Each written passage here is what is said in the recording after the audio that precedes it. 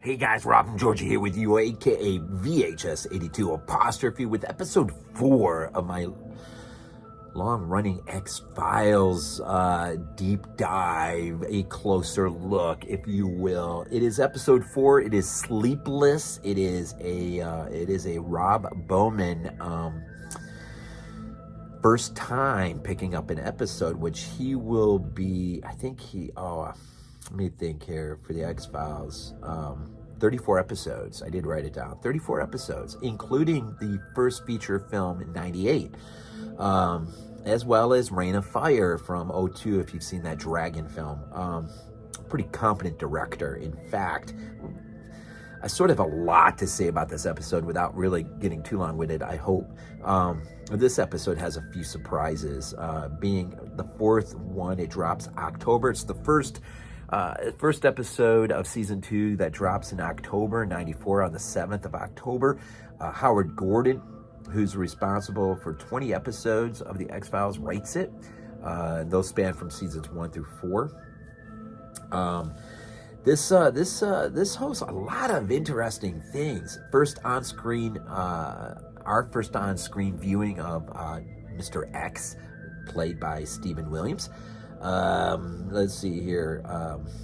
Nicholas Lay, of course, this is his first role as Alex Krycek. We did see him earlier in season 1, but not as Alex Krycek, as just another minor character. But apparently he was good enough to bring back and find an established piece of the X-File lore. And we find out very early on with Alex Krycek that he is set against being used to sort of counter, I think, the weight of Mulder's connections, and he doesn't even really seek them out as much as I think they seek him out. With Deep Throat now gone, but Mr. X suddenly on the scene. The cigarette smoking man, of course, William B. Davis, finds it very expedient to go ahead and put Alex Krycek on the case. And so there is a case, and Krycek, conveniently enough, has the case technically first, and so sort of will work with Mulder, as him and Scully, of course, are still, being kept separate from one another. It doesn't keep them from working with one another, but they are separate of one another. And so this is Alex Krycek's first on-screen performance, which is absolutely awesome. Rob Bowman as director, absolutely. The cinematography in this is absolutely unreal. The direction of Rob Bowman is unreal. This episode, by the time this episode ends, you really do feel like maybe perhaps this is the moment early in the X-Files lore where you become neck deep invested in with your characters, knowing that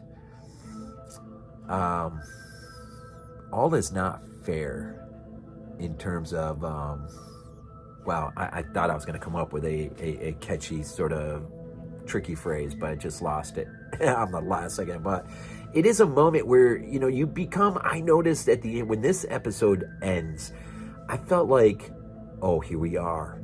We're here. We have arrived. From this point forward, there is no looking back. As has been told to Mulder,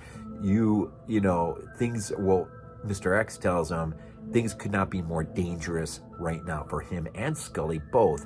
But this only strengthens their determination, and eventually we will see them back together in terms of getting an X-Files. But in terms of this particular episode, I'm missing out the greatest surprise of them all, man. And as we journey along, one of the things that made Space 1999 so much fun was the appearance of guest guest appearances from time to time. Some really great, memorable ones across the short span of Space 1999. And we are going to see some very memorable performances along this 11 season run. Today might be Sleepless might showcase the first real great, especially if you're a horror film fan. Tony Todd, man, as Preacher, makes his debut. I don't think we ever see him again in the X-Files, but he, okay, so basically what you have here is, you have this government military experiment to create the super soldier, a super soldier in the sense that they don't need sleep anymore. So there is a surgery conducted on their base of their neck, where part of their brain brainstem or whatever is removed, and the hope is they won't need sleep. They'll just never go to sleep. And so we have a handful of characters who have not slept in like 24 years. And we do get some dialogue by one in particular to Mulder and Krychek, what that was like, what it felt like not to have to sleep. This episode gets really super fascinating, but it opens up. Our first scene is you're with this guy in his high-rise apartment, sort of like a condo or whatever, and all of a sudden he is stirred very quickly by the sense that there is a fire outside of his door, and he becomes very, very alarmed. In fact, it becomes very, very real to him that there in fact is a fire out in the hallway just outside his door. And so he'll call 911, and he is absolutely petrified. He'll go scrambling into his closet looking for his fire extinguisher, but by now the flames have busted in through the door. They're starting to just spread out across, and it becomes very apparent. I mean, he's only got one or two choices: jump out the window or die. And we just sort of leave him in his screaming and just agony. When the firemen come up the stairs, of course, they pass, we see Tony Todd for the first time. And when they break in the door, of course, there's no fire. There's not been any fire. But they find the guy sitting on the floor against the wall, dead. And when Scully finally gets to do the autopsy on him, she finds that, although she can't explain it, it appears as though the only explanation is that his body actually believed he was burning alive. And so the secondary damage and evidence of being burned alive is all underneath the skin. So there's no exterior evidence at all that he has been through anything like this. But once you dig down into the autopsies, Scully starts to realize that in fact this is exactly what people look like who have died this way. And so that will, this has a very X-Files sort of component to it. In fact, Mulder is able to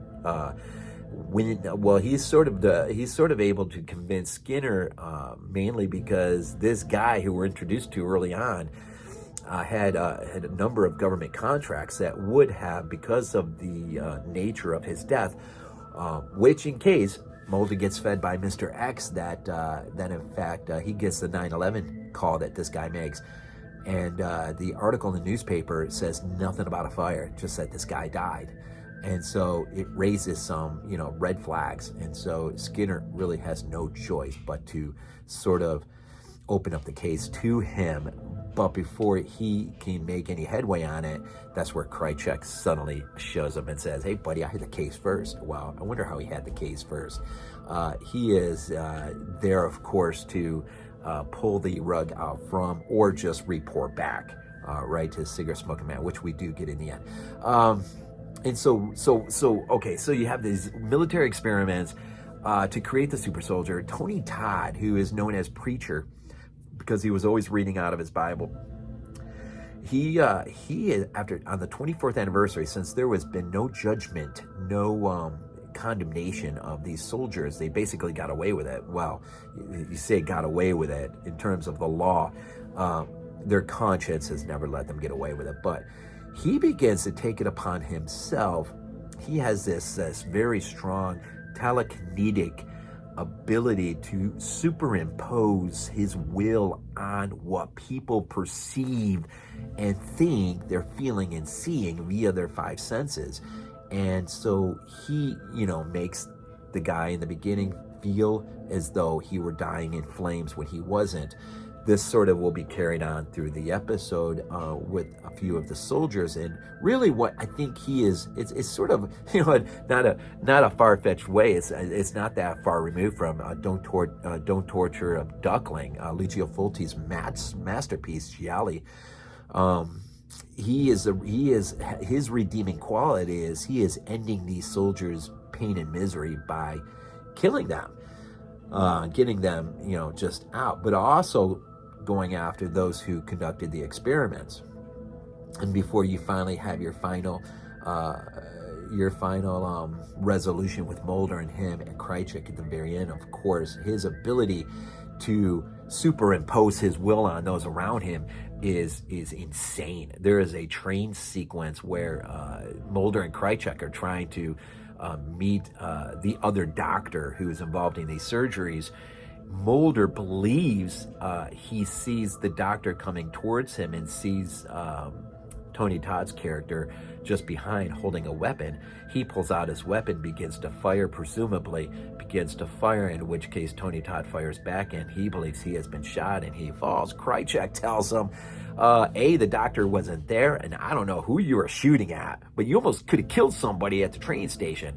So it's almost like he superimposed his will on both at the same time to make them see different things, which is, and this, so his power is almost,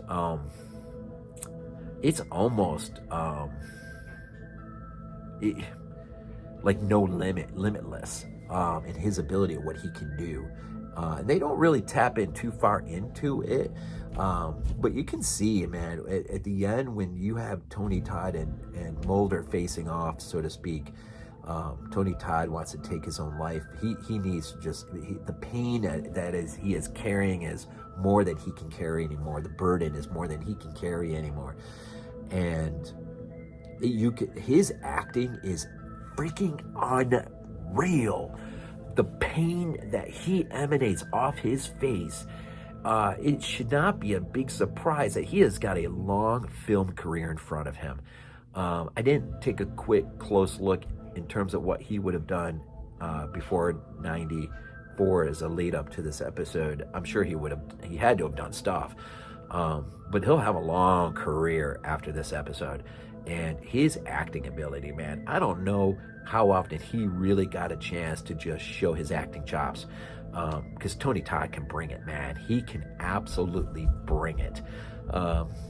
So this episode, man, I'm telling you, there is so much. And in the end, when Krychek is there meeting with the cigarette smoking man and two henchmen of his, just the atmosphere of that meeting, it just leaves you at a place where this is not going to be an easy road for both Mulder and Scully in a way.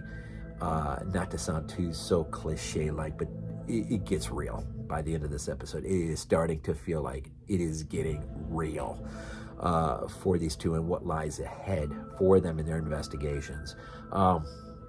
Stephen Williams does well. The supporting cast does well. It's just absolutely Rob Bowman's first, I say directorial in terms of an X-File episode. Hits it out of the freaking park. So much of this I just love. Rob Bowman, I did write this down, and we'll just close out with this. He begins with that TV show Stingray in 86, 87. He'll do things like MacGyver, Star Trek Next Generation, which he did like 13 episodes.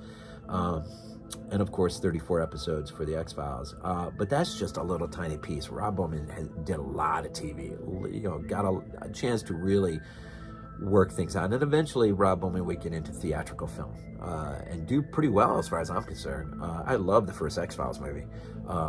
It may not have been as an original piece as I would have liked. It might have been a rehash of much of the ground that you had just covered over the last five seasons. But as an X-File film, I mean, I don't know what else we could have wanted. It was a great film. unless it would have just been made for the X-File fan. It would have been a much different film, but it might not have been as accessible to the new fan who they were trying to get in by having this done theatrically. So, I mean, it is what it is. But anyways, Sleepless, this may be the episode of the early, the early run of the X-Files for me. Good. And the music reminded me of the music that you'll see in Aguamala. I think that's, I don't know, was that season 4, season 6, something like that? I can't remember that one, but that's one of my favorite episodes too. So anyways, Sleepless, freaking fantastic episode.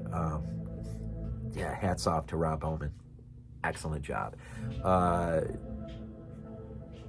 Me and Glenn, via the Graveyard Ship podcast, dealt with Godzilla -1. Link is on top of the heap down below. Check it out if you're curious, interested, or you've already seen the movie and just want to hear a couple people rant. Freaking classic, just a masterpiece of filmmaking. Anyways, got the Bills on at 4:30 against the Chiefs. Looking forward to that. Hopefully we'll get a win. We'll see what happens. Anyways, happy holidays as December unfolds. Nothing but the absolute best for you and your family. Hope all goes well for you this month. As always, we end these things off with Go Bills. This is not a dream. Not a dream. We might be useful to you.